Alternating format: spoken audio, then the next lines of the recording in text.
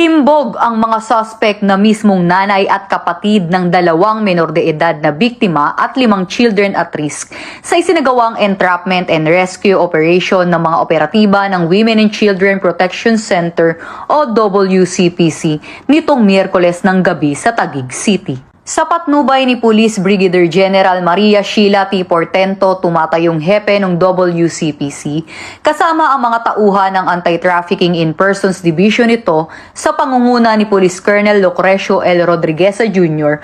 ay nagsagawa ng entrapment and rescue operation na nagresulta sa matagumpay na pagkaaresto ng mga nasabing suspect. Ayon sa operatiba ng WCPC, ay positibo na ang kausap niya mismo ay ang nanay na suspect at habang nakikipagtransaksyon ito ay inalok ang kanyang anak para mag-show kapalit ang pera.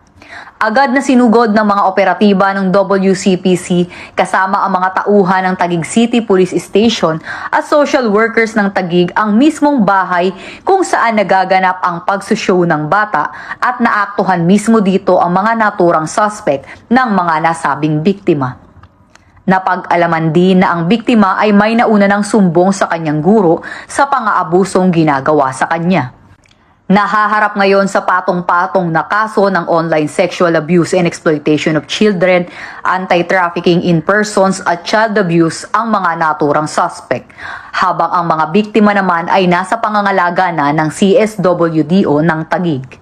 Huwag mag-atubiling magsumbong sa tanggapan ng WCPC kaugnay ng ganitong aktibidad gaya ng online sexual abuse and exploitation of children na may kaparusahang habang buhay na pagkakakulong at multa na maaaring umabot ng hanggang 5 milyong piso. At kung may nais kayong isumbong kay Aling Pulis, maaari kayong tumawag o mag-chat sa aming WCPC 24/7 helpline.